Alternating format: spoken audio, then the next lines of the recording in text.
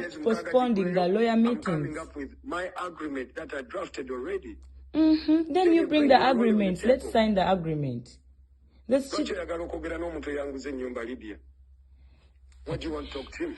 Ochimanyi, anti nze kati gwayo nonye mbozi ya lero dani ogamba nze bade simanya about what you're telling me. You told me bank. Nze chinkubisize simu. Anti kati, that's why I'm also now, anti kati we are being real. That's why nange nkugambye. Can I talk to him? Kati dani, tobeerawo, toliwo, olifa, oliwa, what if bajani basibawo ennyumba eyo? Nga nze nkomyewo, nga nenkomyewo nga bagisibyewo. What do I do? Jangu, then you, if you can come Jangu to my design and okay. I'm your tenant. When bani ne ebintu byeseka kasabye mpu. Singa nyumba ebaddeko issue, ebbanga lyomaze nga togiyingiddemu. Singa bagiggalawo. Then you come. Then you come. I'm responsible for anything bad happens to you. Okay. Kale, chiwede, it's okay. Sagala tuyombe kasito chogede. It's fine. Kasito chingambi echo. That's okay.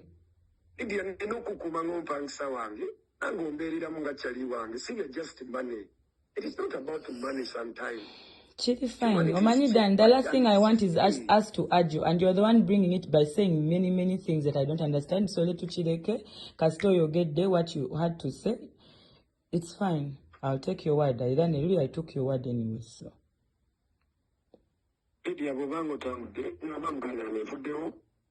Auntie Nkugambye ntambula chiro. I'm gonna go. Chokola bankuyise because I'm going to travel. You take small things so personal. I'm there.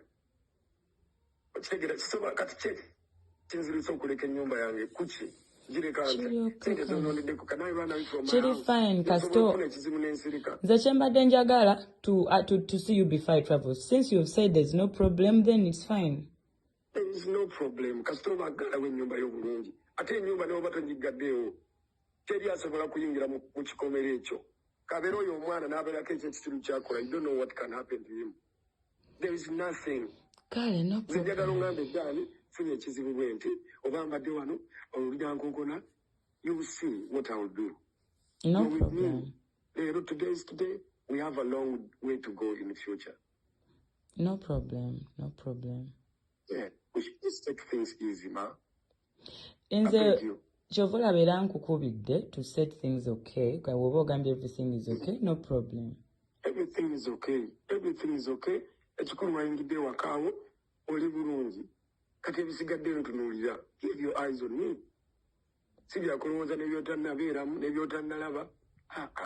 Why do you think when I'm here? You are just a stranger. You know?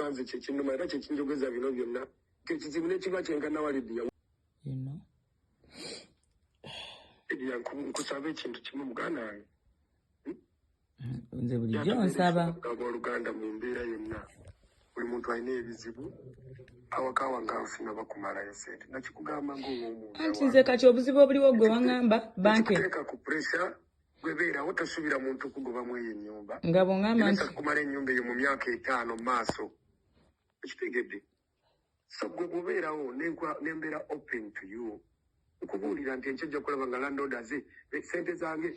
Landlord kigo wanti wawe wali obuzibu gwe watangamba. That's the problem. How many people do you have on that house, Dan? How many people are you telling me? Auntie Ned Danze, I want you to be truthful to me. That's the problem I'm having now, right now. Wangamba banka, atonga milando chagendo kujoku manja tisi. Banka yonga yote nagwe banja chogamba. Banka sabulu kumanja banka yampe nyumbe. Banka siya yangu ze nyumba. Banka banja yalinda nyini nyumba. Yo yacha manja yobusentu. Ato butono. Take it. Yalinda nyini nyumba vera no way. Na ibo nabaze nja mukulaga direct. Teri kyenkolambu kiri mu nkukutu. Atimanyo chimanya nti wayingide mu nje. So can you give me his number? Kali maybe na ye. So I don't have to be in contact with that guy. What? Can't I have his contact? Nga land kwa katidana ya ba landlord wange bwe kiba. Business yo naye yange kwatagana etya neyo. That is the issue. Wadiringa nange kati oli amanje okumwagaza ati. What if we bajana we wajana seba we nyumba yenga nga isente zikugamba. Kyogamba sikimaliriza, do you trust me? Gwangamba kati ne kati njagala kulaba toliiwo, luli toliiwo. What do I do?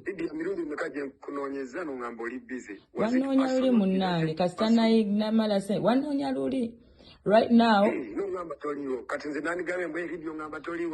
way you're saying. Gwe wali onoonya lwa bizibu byo bya ssente okimanyi ekyo naawe. Lydia Jazmine lwali komawo njogere naye as if she's going to feed my children.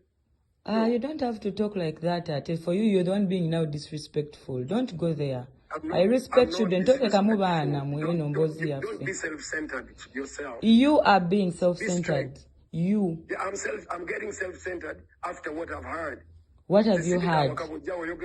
Me asking about the details of the house. Why did you say the lawyer in front of those people at home in my house? Sister was there. Do you know how I get things when I'm here? What do you mean? You didn't come with your lawyer. You guys go in and tell your lawyer. I can come with my lawyer. Nakugambe to meeting a lawyer.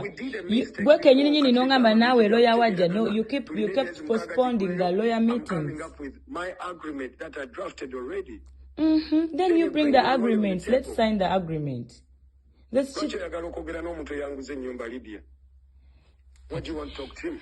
Ochimanyi anti nze kati gwayo nonye embozi ya lero Dani ogamba nze bade simanya about what you're telling me. You told me bank nze chinkubisize simu leze kungoba mu nyumba kati biveke ebyo ne apartment gyobadde muto manyi ninyiniyo kati ebirala biveko no now you told me kati obuzibu bonna bwofunye Lydia call me olaba omuntu agoba mu nyumba tell me tewali Dani anti ekikulu Dani oyogera nze tompa chance yogera tenze kati nze tena nti oba tompa budde.